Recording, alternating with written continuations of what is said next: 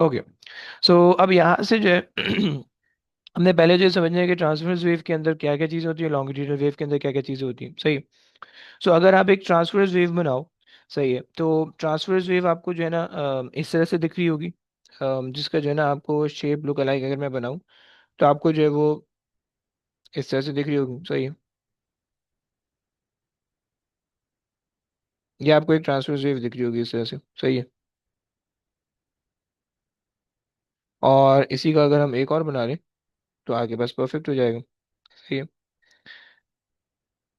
But on the other and जो longitudinal wave होगी वो आपको किस तरह से दिखेगी, वो आपको इस तरह से दिख रही होगी।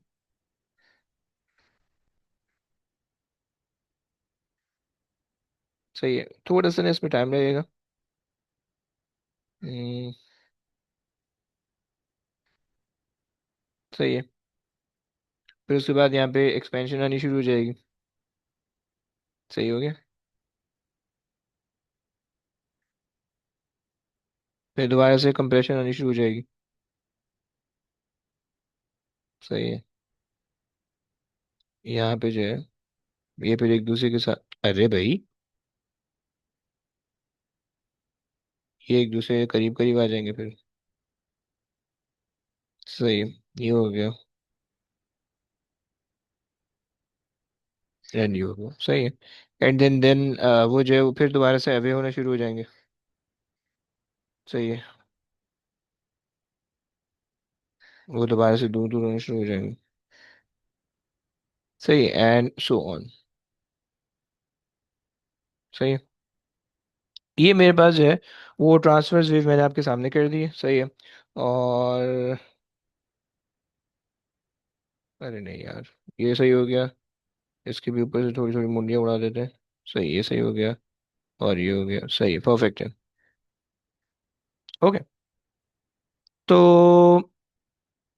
अब ये जो ट्रांसवर्स वेव और लॉन्गिट्यूडनल वेव है ये हमने ग्राफ में नहीं बनाई है, please keep in mind, okay. ये जो हमने वेव है, ये हमने वेव को ड्रॉ किया है कि वेव एक्चुअली में दिखती कैसे है, ग्राफ पे हमने इसमें से कुछ भी नहीं बनाया, ओके। तो इसके अंदर जो है ना, जो ट्रांसवर्स वेव होगी उसके अंदर आगे वो दो पोर्शन होंगे। एक आपके पास होगा क्रस्ट, और दूसरा आपके पास होगा ट्रफ, ओके। लॉन्गिट्यूडनल वेव के अंदर जो होगा वो आपके पास ये वाला पोर्शन जो होगा ये कंप्रेशन, सही है, कंप्रेशन। और जो ये वाला पोर्शन होगा ये एक्सपेंशन, ये रेयरफैक्शन, सही है।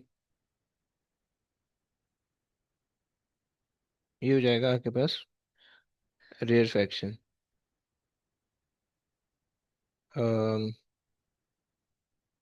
Rare factions, okay. कंप्रेशन और रेयर फैक्शन, सही है। अच्छा, क्रस्ट का मतलब ये होगा कि हाईएस्ट पॉइंट, और ट्रफ का मतलब होगा लोएस्ट पॉइंट, राइट। क्रस्ट का मतलब होगा हाईएस्ट, हाईएस्ट पॉइंट, सही है। और ट्रफ का मतलब होगा lowest point, right. Lowest point, सही है। और कंप्रेशन का मतलब होगा कि particle closer together, particle closer together, सही है। और यहाँ पे होगा पार्टिकल फार अपार्ट, सही हो गया। ये तुम्हारे पास मैंने कंप्रेशन और एक्सपेंशन की एक्सप्लेनेशन भी दे दी है, राइट। बट प्लीज याद रखना कि अगर तुम इन्हीं वेव को ग्राफ करना चाहो, इन्हीं वेव को ग्राफ पे ड्रॉ करना चाहो, दे विल लुक सेम, ओके।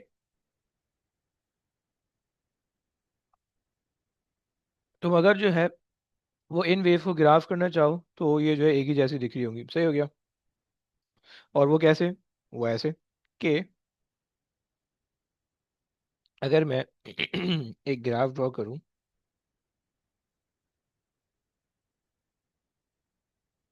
सही है।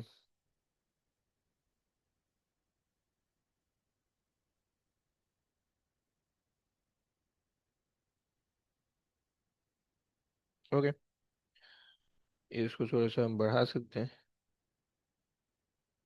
सो हमारे पास जो ये बनेगा, इसकी भी वेव इसी तरह से बनेगी। मैं भी एक्सेस नहीं मार्क कर रहा हूँ।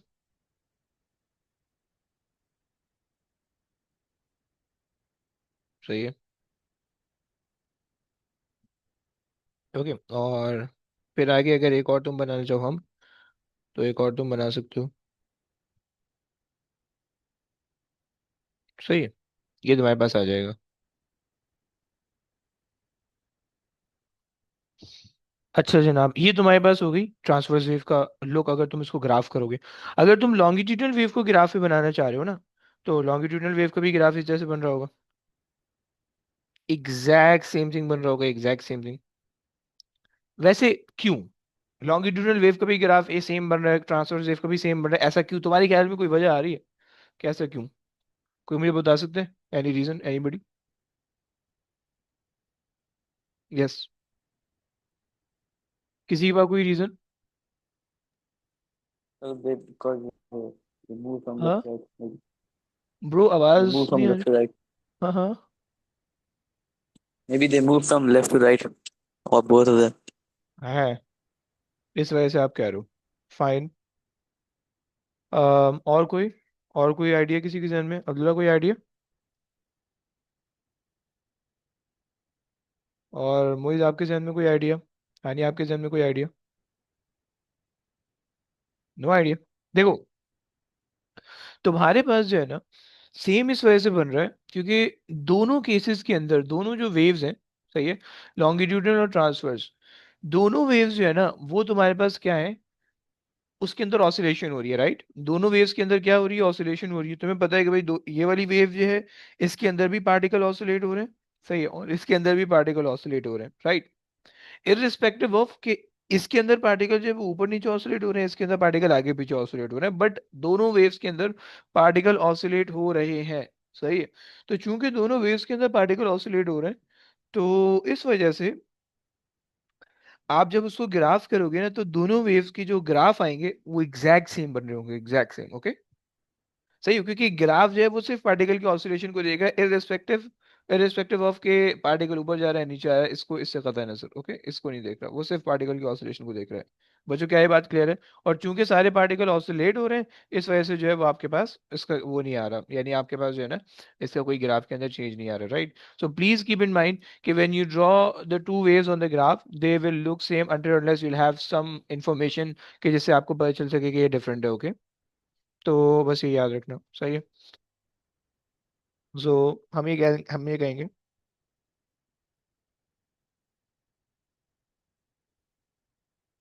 कि both waves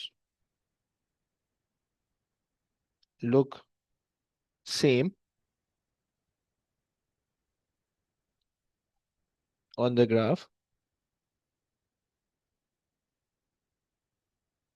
okay?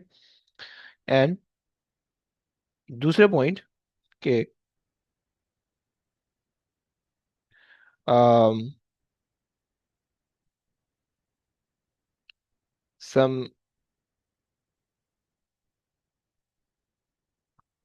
information should be given in, अच्छा एक सेकंड देना जरा।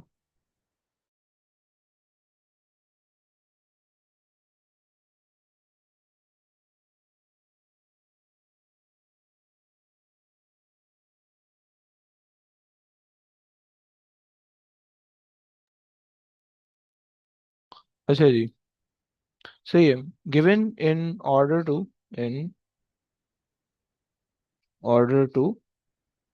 some information should be given in order to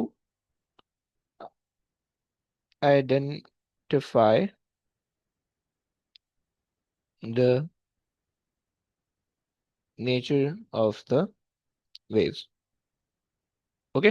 सिर्फ अगर तुम्हें ग्राफ गिवन है और तुम्हें कोई कुछ भी नहीं बताया हुआ उसके बारे में, देन आप उसको आइडेंटिफाई नहीं कर सकते कि ये ट्रांसवर्स वेव है या ये लॉन्गिट्यूडनल वेव है। Okay, is that clear? अगर इसके बगैर तुम्हें कुछ भी गिवन है तो तुम ग्राफ देख के सिर्फ नहीं बता सकते हो, you should have some scenario, some information given कि जिससे आप ये बता पाओ कि हमारे पास ये ऐसा है। ओके, क्या ये बात क्लियर हो रही है बच्चों? चलो, अगर ये क्लियर हो रहा है देन फाइन, आज आगे चलते हैं। अच्छा जी, अब ये हमारे पास हो गया, ये चीज हमने कंप्लीट कर ली। अब यहाँ से जो है ना, हमने जो वेव्स हैं उनकी टर्मिनोलॉजीज देखनी है, कुछ बहुत इंपॉर्टेंट चीज है, सही है, हमने उसको देखना है। अच्छा, अगर मैं यहाँ पे ले आए और इसको थोड़ा सा बड़ा कर दें, एक सेकंड देना जरा, एक होशियारी कर रहा हूँ। अम,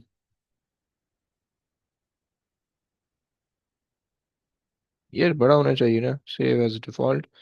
ओके। अच्छा जनाब,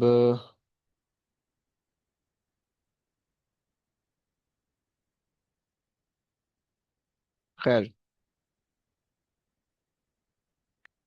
टर्मिनोलॉजीज ऑफ वेव। ओके, ओए होए होए, क्या बात, कैसा? लेकिन यार ये थोड़ा सा बड़ा होना चाहिए इन साइज। अच्छा, ये ऐसे ही रहेगा? इसको कैसे बड़ा कर सकते हैं? चलो, सही हो गया।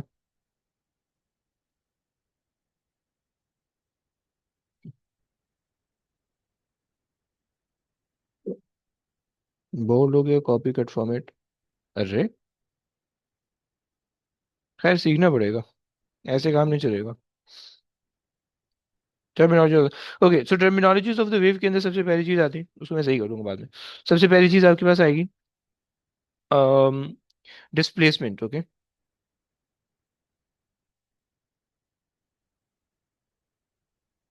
डिस्प्लेसमेंट। ओके, डिस्प्लेसमेंट आप कहते हो कि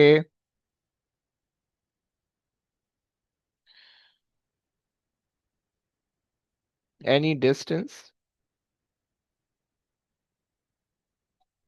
from the mean position, from the mean position, uh, from the mean position to the wave. Okay, ये तुम्हारे पास है डिस्टेंस, सही है। मैं भी बताऊंगा डिस्प्लेसमेंट, मैं भी बताऊंगा कि इसका क्या मतलब है, सही है। वेव में तुम्हें कैसे दिखेगा, डिस्प्लेसमेंट ये है, सही है। और तुम्हारे पास जो इसका यूनिट होगा, ये तुम्हारे पास होगा मीटर। ओके, सही है। Represented by capital, represented by M, and ये आपके पास है वेक्टर क्वांटिटी। Okay, okay. दूसरी चीज तुम्हारे पास है एम्पलीट्यूड।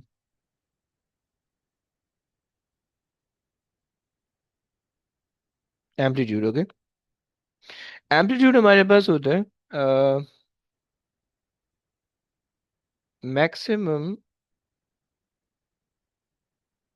पॉसिबल, यार एक ऐसा आना चाहिए ना, maximum possible distance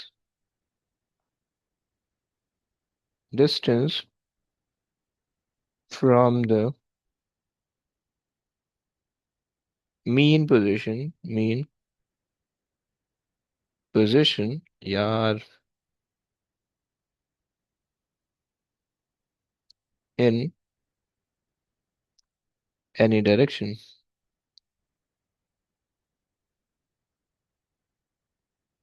in any direction. Okay, या इन स्पेसिफिक डायरेक्शन, सही। तो ये डायरेक्शन मैंने ऐड किया, सही, और डायरेक्शन की वजह से जो है ना वेक्टर क्वांटिटी बनेगी, सही। इसका भी यूनिट तुम्हारे पास आएगा metre, right, represented by M, ये भी तुम्हारे पास है वेक्टर क्वांटिटी। ओके, सही। अब देखो, एक और चीज होती है जिसको हम कहते हैं लाउडनेस, सही है, कि तुम्हारी आवाज कितनी भारी है, राइट। मतलब खास तौर पे जो लड़कों की आवाज होती है वो लाउड होती है, और औरतों की आवाज जो है वो लाउड नहीं होती, सही है। तो जो लाउडनेस, तुम पावर जितना चीख के बोलोगे, जितना पावर लगा के बोलोगे, तुम्हारी आवाज उतनी भारी निकलेगी, उतनी लाउड निकलेगी। ओके, तो जो लाउडनेस होती है ना, ये basically it is a measure of amplitude, या amplitude is a measure of loudness, सही। जितनी ज्यादा लाउडनेस होगी उतना ज्यादा एम्पलीट्यूड होगा, राइट। हम यहाँ पे तीसरी चीज हमारे पास आती है, it's not a quantity, is something related with a quantity. Loudness एक बेसिक क्वालिटी है, राइट। लाउडनेस। सो लाउडनेस में हम ये कहते हैं कि इट इज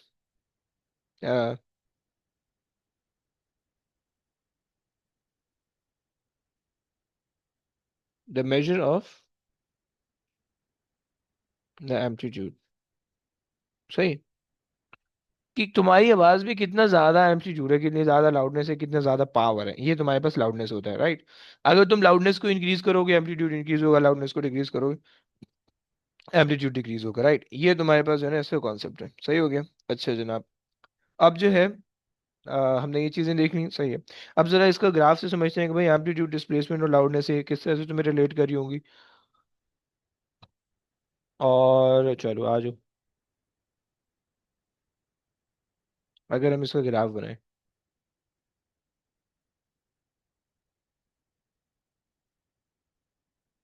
सही है।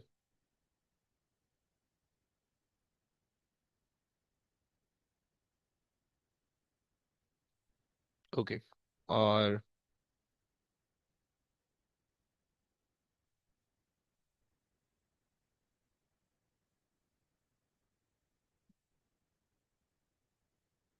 1 2, 2 से थोड़ा सा ऊपर। सही है।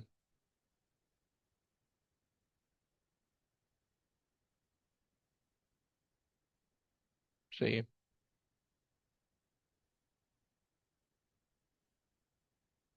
ये आपके पास आ गया। सही, इस तरह से आ जाएगा, सही।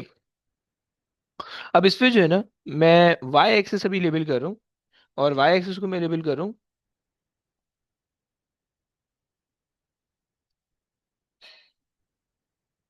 एम्पलीट्यूड से, सॉरी डिस्प्लेसमेंट से।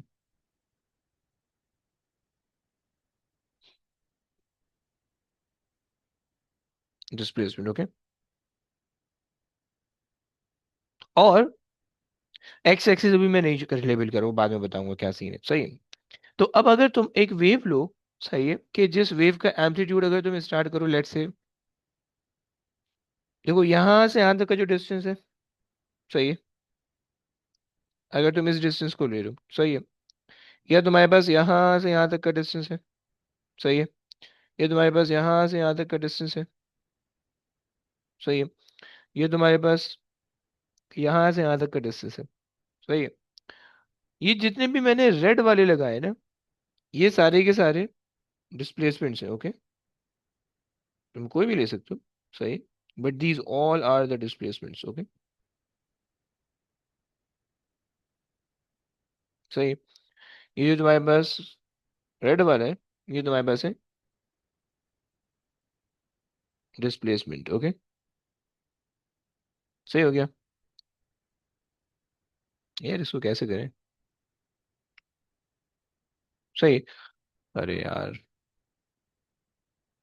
क्लोज। ये तुम्हारे पास है डिस्प्लेसमेंट, ओके। जितनी भी रेड वाली लाइन है ये बेसिकली शो कर रही है तुम्हारे पास डिस्प्लेसमेंट, यानी अब डिस्प्लेसमेंट की कोई ना कोई डायरेक्शन होने वाली है, तो इधर को है मीन पोजीशन से। अच्छा, तुम्हें ये टेंशन होगा कि भाई मीन पोजीशन क्या है, मीन पोजीशन भी आपको बता देते हैं। सही, मीन पोजीशन है ये, मीन पोजीशन। यार एक तो ये बड़ा मसला है यार, पोजीशन, ओके। एक ऐसा आता है तुम काम चलाओ, दो ऐसे काम चलाओ, सही है। सो मीन पोजीशन, जो आपकी ब्लैक वाली लाइन है ना, वो मीन पोजीशन है। यानी स्ट्रिंग, अगर तुम एक धागा ले लो, धागा पहले वैसे था, ये रबर बैंड ले लो, रबर बैंड पहले वैसे था, फिर तुमने उसके अंदर वेव ऑसिलेट कर दी, राइट। तो मीन पोजीशन से कितना ऊपर जा रहा है, मीन पोजीशन से कितना नीचे आ रहा है, या कितना कितना ऊपर आप ले जाना चाह रहे हो, that is your displacement, okay. और जो एम्पलीट्यूड होगा ना भाई, एम्पलीट्यूड होगा ये वाला, ये जो मैक्सिमम पॉसिबल डिस्टेंस है ना, ये वाला, ये एम्पलीट्यूड होगा, सही है। इसी तरह से ये जो मैक्सिमम पॉसिबल डिस्टेंस होगा ना, डिस्प्लेसमेंट, ये एम्पलीट्यूड होगा, सही है। और ये जो मैक्सिमम पॉसिबल डिस्प्लेसमेंट होगा ये एम्पलीट्यूड होगा, सही है। ये तुम्हारे पास एम्पलीट्यूड होगा, ओके। सो यहाँ पे ये जो पिंक से मैंने जो भी लाइनें बनाई हुई हैं, ये सारे एम्पलीट्यूड है, एम्पलीट्यूड, ओके। डिस्प्लेसमेंट हो गया, एम्पलीट्यूड हो गया, सही है। अच्छा उसके बाद तुम्हारे पास जो होगा, अब लाउडनेस जो है ना, वो बेसिकली एम्पलीट्यूड को बताता है, राइट। अब देखो एम्पलीट्यूड से तुम क्या करोगे, यहाँ से तुम मेजर करोगे एम्पलीट्यूड, अगर तुमने मेजर करना है तो तुम ग्राफ में तुमने देखा, अब तुम यहाँ पे आए, सही है। अब तुम्हारे पास जो है ना एम्पलीट्यूड मेजर हो जाएगा, सही हो गया। ये तुम्हारे पास एम्पलीट्यूड मेजर हो जाएगा। ये ये तुम्हारे पास जो है ना वो एम्पलीट्यूड मेजर हो जाएगा। सही, ये मेजरमेंट हो गई एम्पलीट्यूड की, राइट। ये तुम्हारे पास एम्पलीट्यूड हो गया, सही हो गया। एक्स एक्सिस पे तुम, वाई एक्सिस तुम डायरेक्ट एम्पलीट्यूड पढ़ के निकाल लोगे, सही है। ये एम्पलीट्यूड है, नेगेटिव के अंदर होगा, और ये एम्पलीट्यूड है पॉजिटिव के अंदर होगा, राइट। ओके। एंड तुम्हारे पास अम, सही है, उसको भी साइड में कर देते हैं। सही है, तुम्हारे पास जो होगा, एक second, this is your amplitude and this is your amplitude. Okay, ये आपका एम्पलीट्यूड है।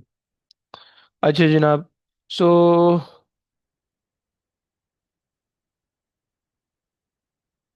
डिस्प्लेसमेंट बता दिया, एम्पलीट्यूड। अब जितना ज्यादा अगर कोई वेव है ना तुम्हारे पास इस तरह से, ज्यादा वेव ज्यादा एम्पलीट्यूड है, इसका मतलब है उसकी लाउडनेस ज्यादा होगी, सही, ये कॉन्सेप्ट है। So greater amplitude mean greater wave, greater loudness, okay, सही। ये ग्रेटर लाउडनेस बोलने की जरूरत नहीं है, सिर्फ लाउडनेस आप बोल दोगे, सही है। डिस्प्लेसमेंट हो गई, एम्पलीट्यूड हो गया, सही है। और अब इसके बाद एक और क्वांटिटी आती है। अब एक क्वांटिटी और है जिसको हम कहते हैं कि भाई लाउडनेस के बाद हमारे पास है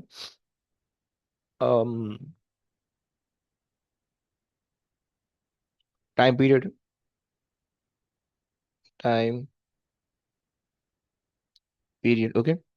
अच्छा याद रखना प्लीज, जब भी हम वर्ड इस्तेमाल करेंगे टाइम पीरियड का, ये जब भी हम वर्ड इस्तेमाल करेंगे पीरियड, अरे यार, जब भी हम वर्ड इस्तेमाल करेंगे टाइम पीरियड का, या जब भी हम वर्ड इस्तेमाल करेंगे पीरियड का, उससे मकसद क्या होगा, उससे मकसद ये होगा कि एक वेव को ऑसिलेट होने में कितना टाइम लग रहा है, इससे मकसद ये होगा, सही है। चलिए एक ओके, सो हम इसकी डेफिनेशन में लिखते हैं कि भाई time taken for one complete oscillation, सही हो गया। ये आपके पास जो है वो टाइम पीरियड होता है, सही है। यूनिट अगर तुम इसकी लिखोगे तो यूनिट हमारे पास होता है सेकंड, सही है, कैपिटल एस। और जो वो है क्वांटिटी है वो स्केलर क्वांटिटी। इसी से, अच्छा, इसी से रिलेट करके हमारे पास एक चीज आती है जिसको हम कहते हैं फ्रीक्वेंसी, सही है, उसकी भी चीजें लिख लेते हैं।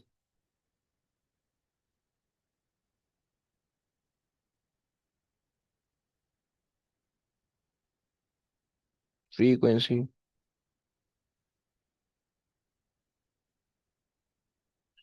अच्छा जनाब, फ्रीक्वेंसी,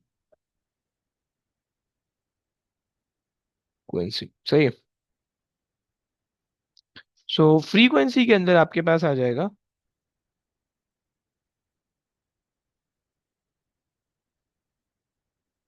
अच्छा जी, number of oscillation, number of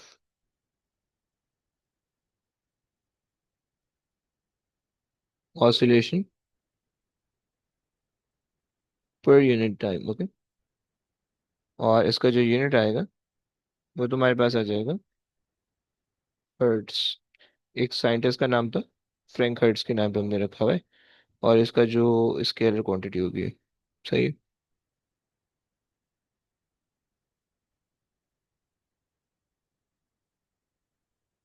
सही है। अच्छा मुझे जरा 1 मिनट दे दो, 1-2 मिनट, अजान होने लगी है, बस अजान होती है फिर उसके बाद क्लास आगे लेके चलेंगे। सो अच्छा, हमारे पास फ्रीक्वेंसी हो गई, फ्रीक्वेंसी और टाइम का हमने यूनिट बता दिया। अब देखो इसका एक फार्मूला होता है जो कि ना आपस में इसको इनको रिलेट करता है, सही है। और फार्मूला ये होता है कि फ्रीक्वेंसी इज इक्वल्स टू 1/टाइम पीरियड, और time period is equals to 1/फ्रीक्वेंसी, सही है। ये एक फार्मूला होता है, सही है। अच्छा जी, अब इसका सीन ये है कि बेसिकली हमने फ्रीक्वेंसी को क्या कहा, फ्रीक्वेंसी को हमने कहा कि it is basically frequency is basically the number of oscillation in t amount of time, let's say total amount of time, right?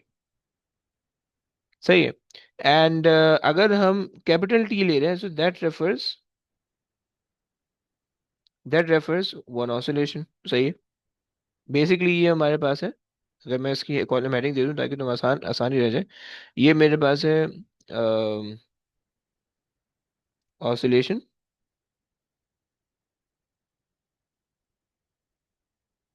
तो ये और ये मेरे पास है टाइम। सही है।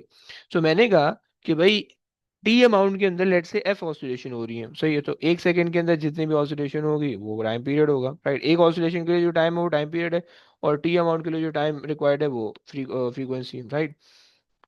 तो अब तुम क्या करोगे, अगर तुम जस्ट क्रॉस मल्टीप्लाई कर लो। सही है। सो क्रॉस मल्टीप्लाई के लिए तुम्हारे पास हो जाएगा कि भाई तुम्हारे पास F into T is equal to small T. सही है। ये तुम्हारे पास आ गया। और ये जो स्मॉल टी है ये basically total amount of time है, जो कि total total amount of time है। सही है। अच्छा, अब हम फ्रीक्वेंसी के अंदर जो है ना, फ्रीक्वेंसी की डेफिनेशन को मजीद थोड़ा सा प्रिसाइज करते हैं। सही है। और मजीद थोड़ा सा प्रिसाइज ये करते हैं कि हमारे पास एक सेकंड के अंदर जितनी भी ऑसिलेशन हो रही है वो फ्रीक्वेंसी है। जब हम ये कह देते हैं तो हमारे पास ये चीज़ जो है ना फर्दर सिंप्लीफाई होके, अगर हम ये कहें, सही है, फ्रीक्वेंसी को अगर हम कहें, फ्रीक्वेंसी इज बेसिकली, अगर हम फ्रीक्वेंसी को ये कहें कि ऑसिलेशन पर सेकंड या ऑसिलेशंस पर सेकंड, तो हमारे पास जो फॉर्मूला बन जाएगा वो हमारे पास बन जाएगा, कितनी नंबर ऑफ ऑसिलेशन है, एन ऑसिलेशन है लेट्स से। सही है। एक सेकंड के अंदर यहीं पे करते हैं, एन ऑसिलेशन है। सही है। एफ एफ को मैं एन से बोल रहा हूँ। सही, एन ऑसिलेशन है और एक सेकंड के अंदर। सही है। और जो टाइम पीरियड है वो बेसिकली टाइम है कितने के लिए, एक ऑसिलेशन के लिए, राइट? सो अब जब आप इसको क्रॉस मल्टीप्लाई करोगे, सो एक बार यही फॉर्मूला मिलके निकल के आ जाएगा। सही है। F is equal to one over T, या फिर T is equal to one over F. So it's just, कहने का मकसद ये पार्ट ऑफ द सिलेबस नहीं है। कहने का मकसद है, समझाने का मकसद ये है कि ये जो है ना सिर्फ और सिर्फ फॉर्मूला क्रॉस मल्टीप्लिकेशन से आया है निकल के। सही, और इसका कोई वो नहीं है। सही, बस ये समझाना मकसद। अच्छा, फ्रीक्वेंसी से क्वांटिटी रिलेट होती है जिसको हम कहते हैं पिच। सही है। पिच। सही। पिच बेसिकली क्या होती है, पिच आपके जो है ना, जो साउंड होता है, या जो आवाज होती है, ये जो वेव होती है, उसकी फ्रीक्वेंसी से रिलेटेड होती है, right? It is a measure of the frequency, right? कितनी ज्यादा फ्रीक्वेंसी है इसका मतलब है हायर पिच, लोअर फ्रीक्वेंसी है लोअर पिच। सही है। Related to the pitch, sorry, related to the, अरे यार ऐसे नहीं लिखना, एक सेकेंड।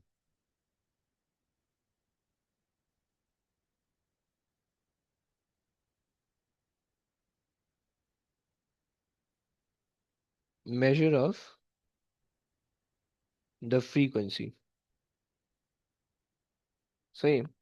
जितनी ज्यादा फ्रीक्वेंसी होगी उतनी हायर पिच होगी, जितनी कम फ्रीक्वेंसी होगी उतनी लोअर पिच होगी। सही है।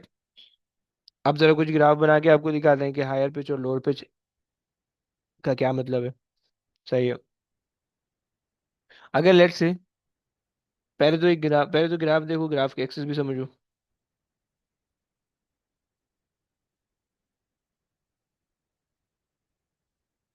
1 2 3 4, 1 2 3।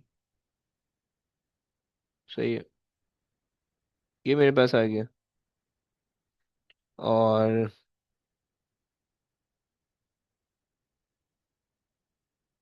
हम्म, सही है। अच्छा जनाब, अब अगर हम, ये आ गया हमारे पास, और ये आ गया हमारे पास वेव। सही है। एक्स एक्सिस तो हमेशा वैसे ही रहेगा बदस्तूर, जो डिस्प्लेसमेंट थी डिस्प्लेसमेंट ही रहेगी, राइट? अब यहाँ पे वाई एक्सिस हमने मार्क करना है, और वाई एक्सिस को जो हम मार्क करेंगे वो हम करेंगे टाइम। सही है। In second, in second. सही है। वाई एक्सिस को जो है वो हमने टाइम से वो करना है, रिप्रेजेंट करना है, और टाइम इन सेकेंड होगा। सही है। ये हमारे पास एक कॉन्सेप्ट हो गया। सही है। सो अब जो है, अच्छा जी, इसी तरह से मैं एक और वेव बना दूँ तुम्हारे सामने। सही है। ये एक्सेस ले लूँ, एक वेव यहाँ बना देंगे, ये एक्सेस ले लूँ। सही है।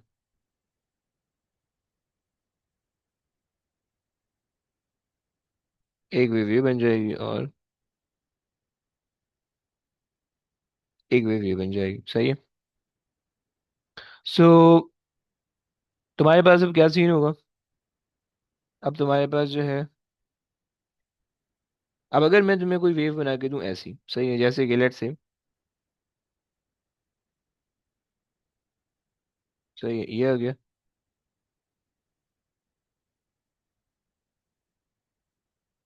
ये हो गया। सही है।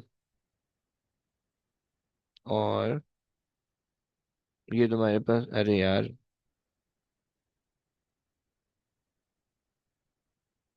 सही है, ये तुम्हारे पास आ जाएगा, ये।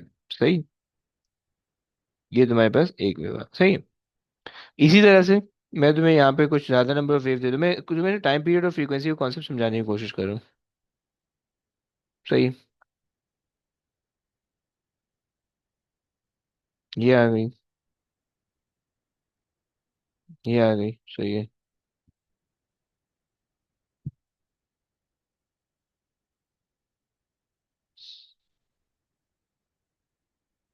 ये आ गई। सही। ये तुम्हारे पास वेव आ रही है, और सही हो गया, इसको हम थोड़ा सा पकड़ के खींच के आगे कर दें। अरे यार, खैर छोड़ो। सो अब अगर, और यहाँ पे ना मैं एक वेव और बना लेता हूँ, सही, कि जिसके अंदर मैं ज्यादा ऑसिलेशन शो करता हूँ। सही है, इसके अंदर जो है, एक सेकंड। सही, ये आ गई, और ये आ गई। सही है, एंड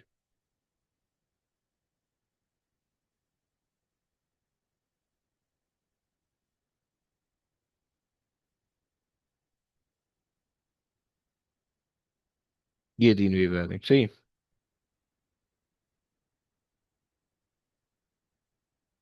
ओके। अब देखो, ये तीन वेव मैंने बनाई, चार वेव मैंने बनाई, सही। इन चारों पे जो वाई एक्सिस, एक्स एक्सिस है, इसका टाइम पीरियड है। एक्स एक्सिस जो है वो इसका टाइम पीरियड से वो है। सही, प्लीज कीप इन माइंड कि एक्स एक्सिस बहुत इंपॉर्टेंट, कभी कभार वो तुम्हें मार्क करने दे सकता है, राइट। तो अगर तुम टाइम पीरियड निकालो तो वो टाइम पीरियड से ही तुम मार्क करोगे, राइट। यहाँ पे टाइम आएगा। देखो, एक्स एक्सिस के ना वेरी कर सकते हैं, तो इसकी जो है ना टाइम आएगा, या फिर इसकी कोई और चीज भी आ सकती है। सही, यहाँ पे भी फिलहाल टाइम आ रहा है। सही। अब देखो, अगर एक वेव का टाइम, यानी यहाँ से यहाँ तक, सही, यानी तुम ले लो ये स्टार्टिंग से लेकर ये एंडिंग तक का टाइम, सही। ये बेसिकली है टाइम पीरियड। ओके। अगर कोई बंदा यहां से लेकर यहां तक का भी टाइम लेगा, तो वो भी टाइम पीरियड ही होगा। ओके। अगर कोई यहां से यहां तक का कर रहा है, तो वो भी टाइम पीरियड ही होगा। सही हो गया। अच्छा जी, टाइम पीरियड। सही है। अच्छा। अब और दूसरे केसेस देख लो, अगर कोई बंदा चाह रहा है कि वो यहाँ से मेजरमेंट ले, इधर से, सही है, तो वो इधर से लेकर अगर यहाँ तक मेजरमेंट लेगा, तो ये भी टाइम पीरियड हो जाएगा, right. This is also a time period. सही है। कोई बंदा अगर इस पीक से इस पीक तक लेना चाह रहा है, तो ये भी टाइम पीरियड हो जाएगा। ओके।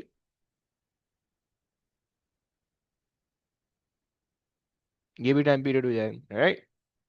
कोई बंदा अगर यहाँ से लेकर इस पॉइंट से लेकर इस पॉइंट तक लेना चाह रहा है, तो this can also be considered as the time period. यहाँ से यहाँ तक ये हो जाएगा टाइम पीरियड, ये भी टाइम पीरियड रहेगा, राइट। सही हो गया। अच्छा, फ्रीक्वेंसी का क्या कॉन्सेप्ट है? अब फ्रीक्वेंसी का कॉन्सेप्ट ये है कि अगर मान लो कि ये वाला जो टाइम है, ये जो टाइम है, लेट्स से ये 1 सेकेंड है, सही है। तो अब इस वन, यानी ये 0 सेकेंड है, ये 0 सेकेंड का टाइम है, 1 सेकेंड का टाइम है, सही। एक्स एक्सिस वाई एक्सिस में हमेशा डिस्प्लेसमेंट ही है, राइट। अब 0 सेकेंड के अंदर तुम्हें तीन वेव दिख रही है, एक, दो और तीन। इसका मतलब क्या हो गया? 3 हर्ट्स की इसकी फ्रीक्वेंसी आ रही है, राइट। 3 हर्ट्स की फ्रीक्वेंसी, राइट। सही हो गया। अब अगर अगर तुम्हारे पास इसी एक सेकंड के अंदर पांच वेव आ जाए तो 5 हर्ट्ज की फ्रीक्वेंसी हो जाएगी। इसी एक सेकंड के अंदर एक वेव आएगी तो 1 हर्ट्ज की फ्रीक्वेंसी हो जाएगी। राइट, तुम लोग समझ पा रहे हो ना? तो बेसिकली फ्रीक्वेंसी जो है ना वो डिपेंड करती है कि एक सेकेंड का जो फ्रेम है उसके अंदर कितनी नंबर ऑफ वेव एडजस्ट हो सकती है, कितनी नंबर ऑफ वेव आ सकती है। ओके, वो तुम्हारे पास जो है वो एक वो फ्रीक्वेंसी ऑफ द वेव कहलाएगी। राइट, और अगर तुम जो है वो उसे एक सेकंड के अंदर ज्यादा वेव लाओगे तो ज्यादा, कम वेव लाओगे तो कम। तो ये सही हो गया। तो यहाँ तक अब हम अपनी क्लास रखते हैं। सही, और इसके अंदर हमने कुछ चार पांच क्वांटिटीज, तीन ये हो गई, तीन ही हो गई, छह क्वांटिटीज हमने डिस्कस कर ली हैं। इसके अलावा हमारे पास वेव है, वेव की वेवलेंथ है, वेव की स्पीड है, और इसके अलावा हमारे पास डिफ्रैक्शन ऑफ द वेव है। सही, ये कुछ तीन चीज़ें और हैं जिसको हमने नेक्स्ट क्लास में डिस्कस करनी है। और फिर इसके ना कुछ न्यूमेरिकल्स करेंगे। एंड फिर उसके बाद जो है ना इंशाल्लाह within the next week हमारा ये वेव्स वाला कॉन्सेप्ट कवर हो जाएगा। वेव्स का चैप्टर क्लियर होने का मतलब ये है कि ये वाली चीज़ कवर होगी। सही है, जनरल वेव। सही, जनरल वेव टाइप्स और टर्मिनोलॉजी। सही है, और इसके अंदर थोड़ी बहुत कैलकुलेशन आएगी वो। सही है, फिर उसके बाद लाइट पे जाएंगे और फिर साउंड पे जाएंगे, फिर उसके बाद हमारा पूरा चैप्टर, पूरी चीज़ें कंप्लीट हो जाएंगी। सही, तो ये कॉन्सेप्ट है। चल, अब बस करते हैं, नेक्स्ट क्लास में इंशाल्लाह मुलाकात होगी आप लोग से। टिल देन टेक केयर बच्चों, अल्लाह हाफिज़।